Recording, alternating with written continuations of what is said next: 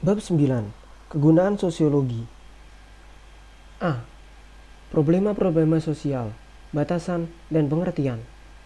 Acap kali dibedakan antara dua macam persoalan, yaitu antara problema-problema masyarakat, scientific of societal problems, dengan problema-problema sosial, ameliorative or social problems.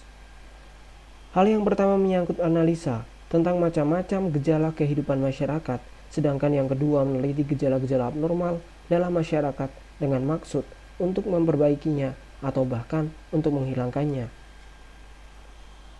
Sosiologi menyelidiki persoalan-persoalan umum dalam masyarakat dengan maksud untuk menemukan dan menafsirkan kenyataan-kenyataan kehidupan kemasyarakatan.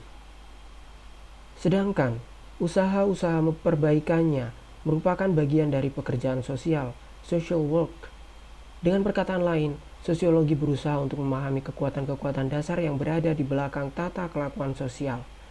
Pekerjaan sosial berusaha untuk menanggulangi gejala-gejala abnormal dalam masyarakat atau untuk memecahkan persoalan-persoalan yang dihadapi oleh masyarakat.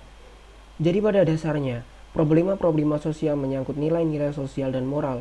Problema-problema tersebut merupakan persoalan oleh karena menyangkut tata kelakuan yang immoral, berlawanan dengan hukum dan bersifat merusak. Oleh sebab itu, problema-problema sosial tak akan mungkin ditelaah tanpa mempertimbangkan ukuran-ukuran masyarakat mengenai apa yang dianggap baik dan apa yang dianggap buruk. Sosiologi menyangkut teori yang hanya dalam batas tertentu menyangkut nilai-nilai sosial dan moral.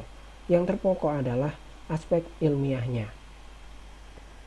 Walaupun pada pokoknya, sosiologi meneliti gejala-gejala kemasyarakatan, namun sosiologi juga perlu untuk mempelajari problema-problema sosial. Oleh karena, problema-problema tersebut merupakan aspek-aspek dari tata kelakuan sosial. Dengan demikian, sosiologi juga berusaha dengan problema-problema sosial seperti misalnya kejahatan, konflik antar ras, kemiskinan, perceraian, pelacuran, delinkuensi anak-anak, dan seterusnya. Hanya dalam hal ini sosiologi bertujuan untuk menemukan sebab-sebab terjadinya problema-problema tersebut. Sosiologi tidak terlalu menekankan pada pemecahan atau jalan keluar dari problema-problema tersebut. Oleh karena, usaha-usaha untuk mengatasi problema-problema sosial hanya mungkin berhasil apabila didasarkan pada kenyataan serta latar belakangnya. Maka sosiologi dapat pula ikut serta untuk membantu mencari jalan keluar yang mungkin dapat dianggap efektif. Semula, para sosiolog tidak menaruh perhatian pada problema-problema sosial tersebut. Kemudian, ada pula yang berpendapat bahwa aspek tersebut bukan merupakan bagian dari teori sosiologi. Akan tetapi, dengan meningkatnya perhatian terhadap dinamika masyarakat, maka timbul pendapat-pendapat bahwa problema-problema sosial merupakan bagian dari sosiologi. Sebenarnya, problema-problema sosial merupakan hasil-hasil dari proses perkembangan masyarakat.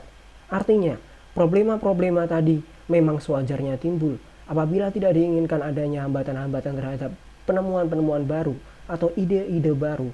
Banyak perubahan-perubahan yang bermanfaat mengakibatkan keguncangan-keguncangan dalam masyarakat, terutama apabila perubahan-perubahan berlangsung dengan cepat dan bertubi-tubi.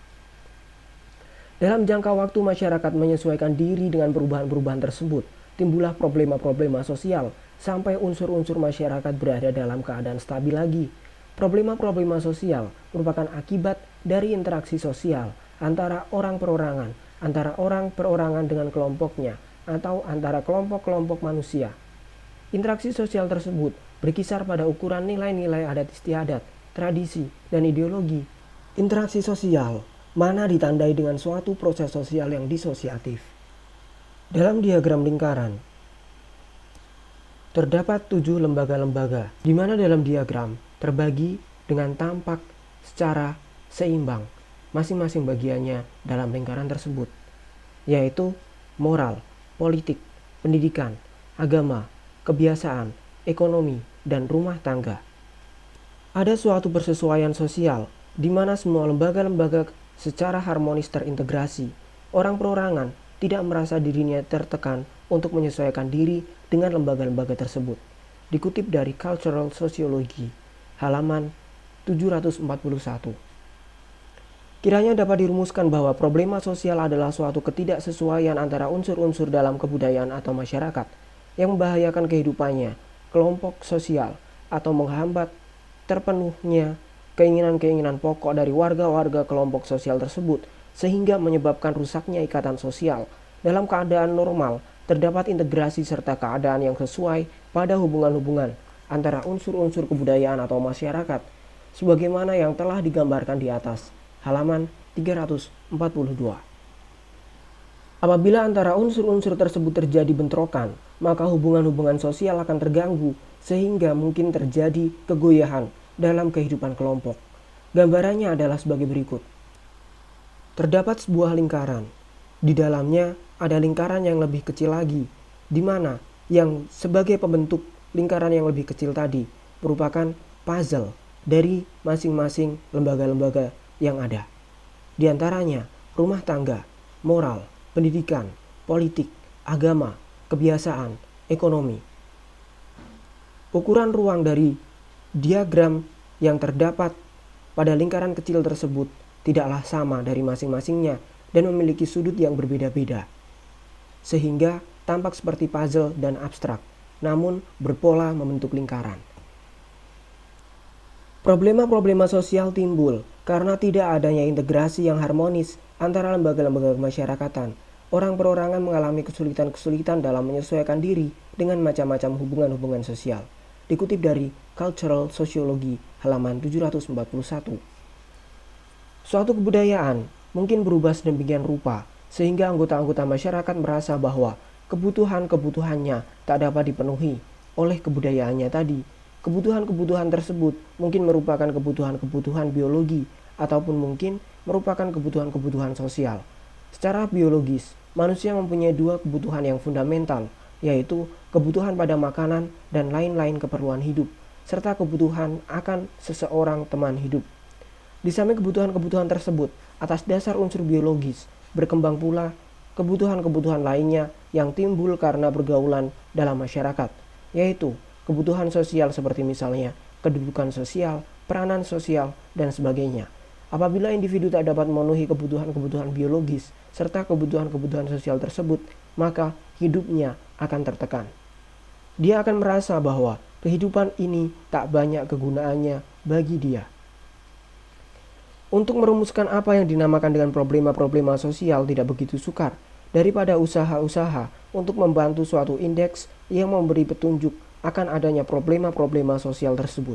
Para sosiolog telah banyak mengusahakan adanya indeks-indeks tersebut, seperti misalnya indeks simple rates, yaitu angka laju daripada gejala-gejala abnormal dalam masyarakat. Misalnya angka-angka bunuh diri, angka-angka perceraian, angka-angka kejahatan, anak-anak, dan seterusnya. Seringkali juga diusahakan sistem composite indices, yaitu gabungan indeks-indeks dari bermacam-macam aspek yang mempunyai hubungan satu dengan lainnya. Misalnya, di daerah-daerah dengan penghasilan yang rendah, penduduk yang mobil sekali, dan seterusnya. Angka kejahatan, angka lahirnya anak-anak di luar perkawinan secara relatif tinggi. Para sosiolog lainnya melihat pada komposisi penduduk dalam arti proporsi penduduk dalam lapisan-lapisan sosial, tidak adanya keseimbangan dalam hubungan sosial dan sebagainya. Sehubungan dengan hal itu, Emory Bogardus mencoba untuk melihatnya dari indeks social distances, jarak sosial. Oleh karena apabila individu merasa dirinya jauh dari individu-individu lainnya, maka terdapat tanda akan goyahnya hubungan-hubungan sosial yang harmonis. Quinn dan Greener membahasnya melalui sudut ikut sertanya warga-warga masyarakat dalam kegiatan-kegiatan. Indeks-indeks tersebut di atas sukar untuk dijadikan ukuran yang mutlak, oleh karena sistem nilai-nilai dan norma-norma dalam setiap masyarakat berbeda satu dengan lainnya. Angka-angka bunuh diri yang tinggi di dalam suatu masyarakat tertentu mungkin dianggap sebagai suatu indeks akan adanya disorganisasi, akan tetapi mungkin ukurannya pada masyarakat lain adalah angka kejahatan anak-anak, perceraian, kemiskinan, pelanggaran-pelanggaran, atau lain-lain abnormalitas dalam masyarakat. Namun demikian, ada beberapa ukuran umum yang dapat dipakai, seperti misalnya ukuran-ukuran terjadinya suatu disorganisasi dalam masyarakat, seperti umpamanya adanya keresahan sosial social unrest. Karena terjadinya pertentangan antara golongan-golongan dalam masyarakat, frekuensi penemuan baru yang fundamental dalam kebudayaan dan masyarakat tersebut yang menyebabkan perubahan-perubahan seterusnya.